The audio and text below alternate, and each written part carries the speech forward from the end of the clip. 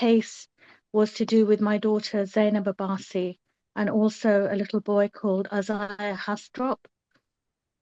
And both of these children were actually subject to best interest proceedings in order for the trusts under whose care they were to begin to withdraw life-sustaining treatment because both of the children were ventilated. Aliya's case, sadly, in 2018, it actually was completed and the proceedings came to an end, and his life-sustaining treatment was withdrawn, and sadly he passed away. In the case of my daughter Zainab, who was 6, in 2019, the hospital took proceedings against us to withdraw her treatment. Although Rashid and I, my husband Rashid Abbassi, consultant respiratory physician who'd worked in the NHS for 25 years, very, very experienced, worked in the Northeast. We were both fully aware of the standard of treatment that our daughter was getting, and we would have robust conversations with the staff and we'd challenge their decisions, but we'd challenge them on the basis of knowledge, because obviously we were fully aware of the effects that various medication were having on our daughter and the way that she was allowed to be, sadly, she was allowed to become edematous, and therefore she wasn't receiving the optimum treatment. And we had various discussions like this. And sadly, it culminated in a very, very unpleasant, heated meeting in which clinicians who had not actually been involved in her care, but they came with basically a decision that was a fait accompli to inform us that the hospital had decided to withdraw our child's ventilator. And this had come out of the blue, and we objected to this, and we said that they'd have to go to court. And then we went through to sit with our child. We were very, very upset. The hospital were unhappy with us, and they had generally been unhappy with my husband because he had challenged their decisions. Therefore, they insisted that security and the police come to remove him. My husband offered repeatedly to be arrested and gave his hand to the policeman and said, if there's a legal reason for you to arrest me, then go ahead and arrest me. However, instead of arresting him, they actually physically assaulted him and dragged him out of the PICU, and unfortunately he suffered a heart attack as a consequence. And it's a very brutal removal. There is a body-worn video that became viral in 2020, and it shows all of this. And to be honest, that's where the situation to do with the injunctions actually started, because we needed to have the injunction that had been initially imposed in 2019 for the protection of our daughter. We needed that lifted so that we could have the body-worn video shown. And it was partially lifted so that the hospital could be identified, but it wasn't fully lifted so that clinicians involved could not be named. This wasn't an issue for a while, but then we felt that the management of our daughter basically did not improve after 4 weeks, sadly, while still waiting for proceedings to finish. She passed away on the 16th of September, and the date for the final hearing was actually the 19th. So in her case, she died before proceedings ended. From a legal point of view, the injunctions do remain indefinitely until somebody applies for them to be successfully lifted. And in Aliya Abbasi's case, his father wanted them lifted because he was due to have an inquest, and the coroner would not discuss the names of clinicians because of this, and told him to go to court to get them lifted. So our cases were combined. And so initially it was heard in the High Court Family Division, and obviously it was still COVID times, so it was done over Zoom. And the president of the family court ruled against us, but he talked about something to do with inherent jurisdiction and weighing up the Article 8 rights of the clinicians, which is a right to private life against the Article 10 rights of us as families, which is freedom of speech. But we then went to the Court of Appeal, and we won in the Court of Appeal, and that was in 2022. So we were very relieved. And obviously, we thought that was an end of it, because the trusts have been using public money, where obviously we were privately funded and we were paying our own legal fees. And that's why we ended up in the Supreme Court, because the trusts basically took it all the way with cases. I don't know what their legal fees will have been, but I'm sure they will have been, six-figure sum, undoubtedly. And essentially, they took it to the Supreme Court. The hearing took place exactly a year ago, so 15th and 16th of April 2023, and it was 2 full days of quite, at times, tedious discussions of previous cases. And at the time, the judges did say that it would take a while to have the judgment back. In my mind, I thought that would mean sort of 6 to 8 months. And however, out of the blue, we were then told that we were going to hear soon. And we were actually told the result on the Tuesday, but there's a moratorium and you have to obviously keep silent for 24 hours. So on the Wednesday, when we came to court, Lanre Hastrop, Azaya's dad, Rashid, and myself, supported by other families who have gone through end-of-life cases, and then when we heard the judgment, although we knew the judgment, we didn't know whether the hospitals would be successful in asking for a stay, so that their clinicians could then think about what they were going to do. But the president of the court said that they did not grant that stay. So now, essentially, what this is a landmark case, because it is not just about our daughter Zainab, it's not just about Azaya, it's about the future Zainabs and Azayas. And it's hopefully going to be a major deterrent to clinicians when they're making these end-of-life decisions, because if they know that their names are going to be published, they are going to be held accountable, there's going to be open justice and transparency, hopefully they'll think twice about what they're doing and how they're doing it. And essentially, we just want to tell our story from the beginning, because as doctors, literally, it's like the emperor's new clothes. We could see what was going on the whole time. And we kept saying to them, why are you doing this? Because everything's in black and white and it will all come out. So why are you behaving in the way you are? And it wasn't just clinical decisions, it was management decisions. It was the way that the trust treated us. There was gaslighting, there was, we were demonized, we were vilified, we were made out to be very difficult people. There was almost a whispering campaign against us. I'm quite eloquent and I speak well, and that was termed manipulation. So in a sense, it didn't matter what you said or how you behaved, because people had formed a view of you. There was groupthink. And yet this only came about in the last 18 months of Zainab's life, because prior to that, we'd had a very good relationship, we'd felt very supported.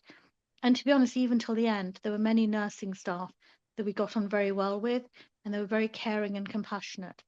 My major concern literally is this, that, like in all professions, there are good and bad people.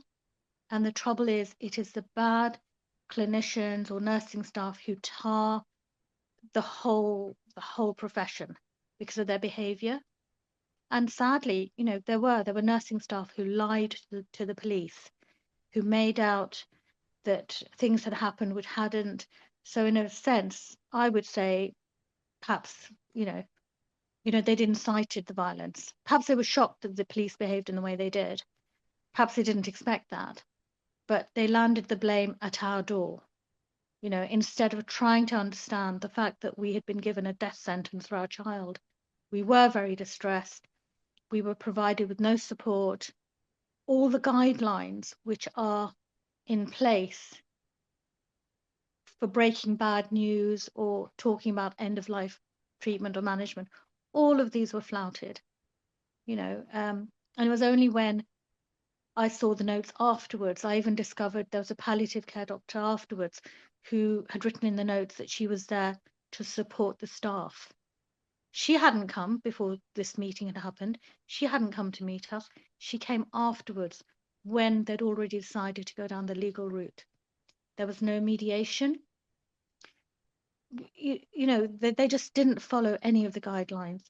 And we did actually record the meeting in which the clinicians gave us the ultimatum and said that a breathing tube was going to come out, even though they said we couldn't record it. But the reason why we never released it previously is because there are some very strong accents in it. And from that, people could have worked out who the clinicians were, and that would have broken the RRO.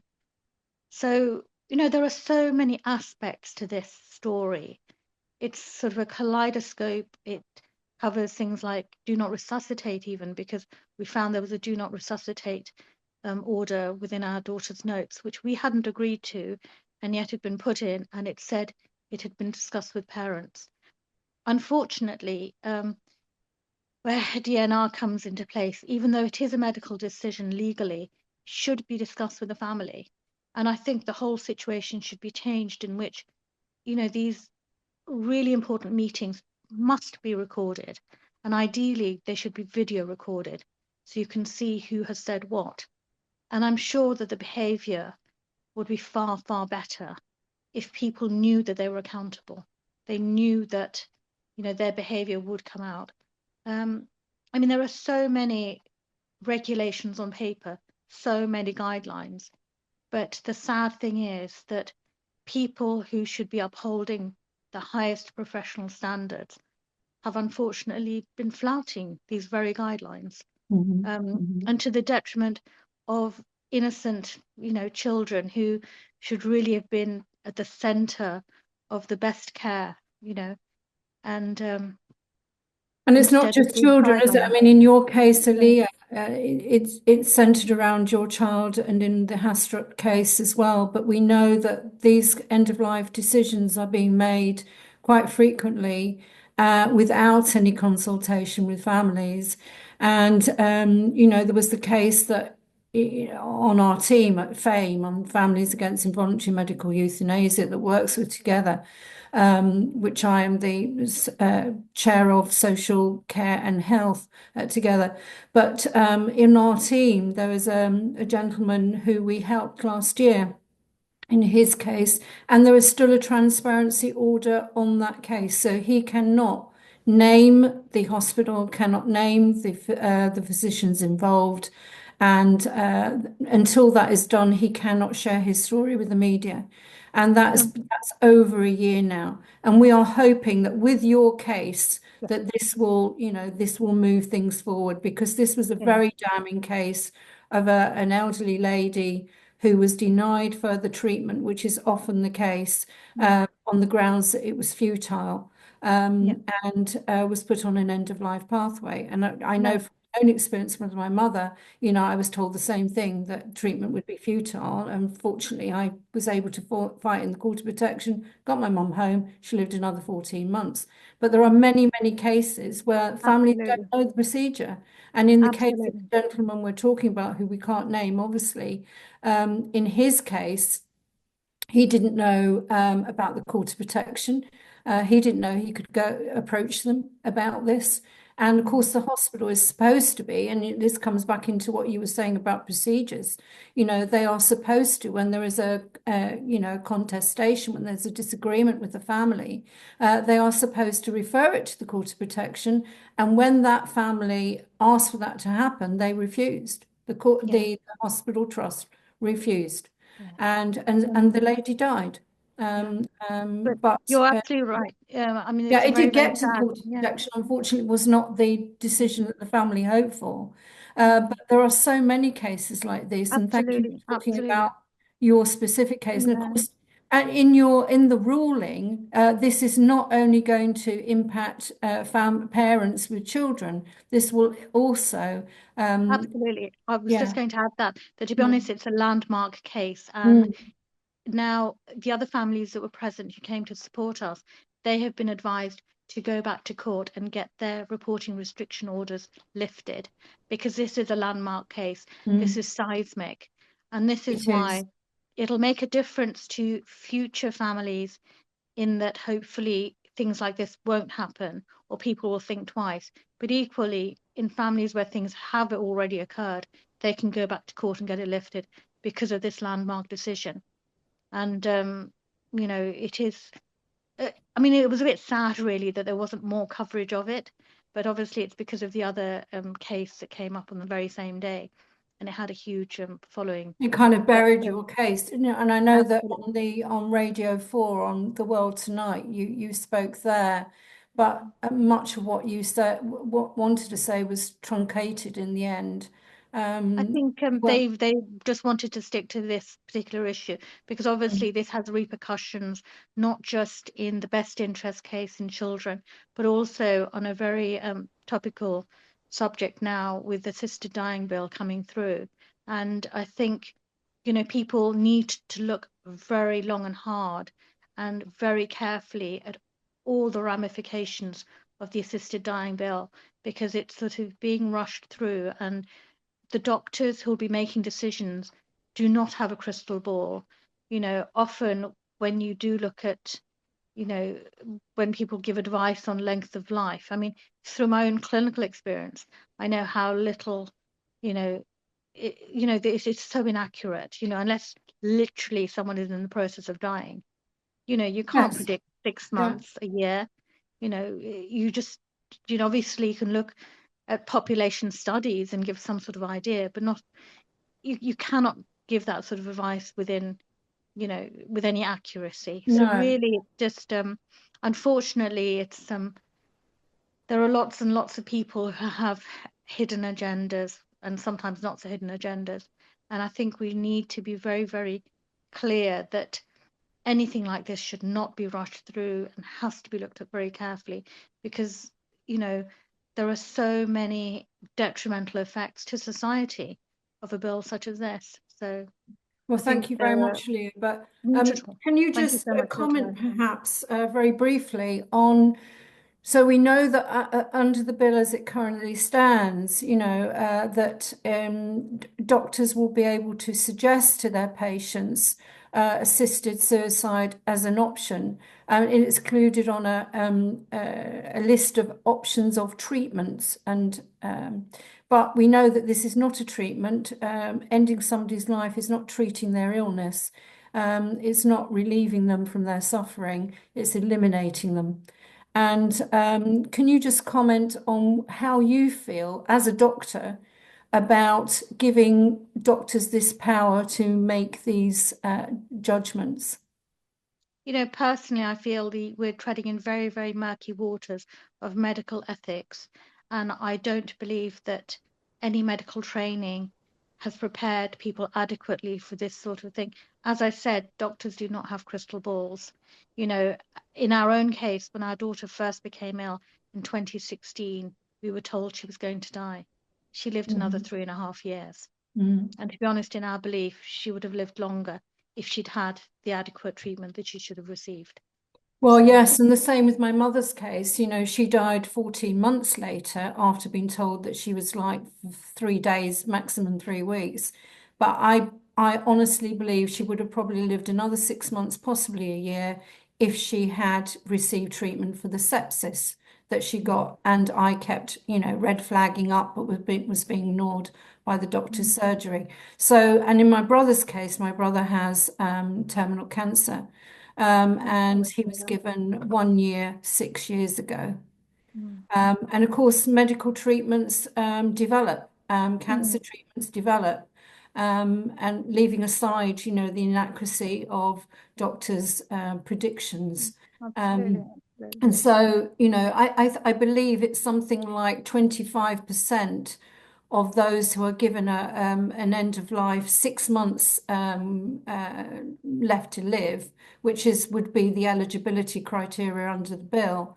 25% of those given such a prognosis are still alive 3 years later.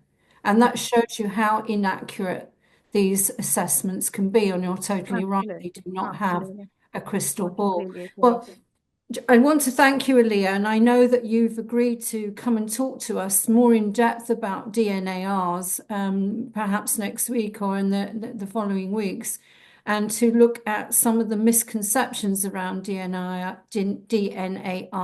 what they mean, and what they are currently, unfortunately, also being used for, which seems to be a shorthand for do not treat in some cases.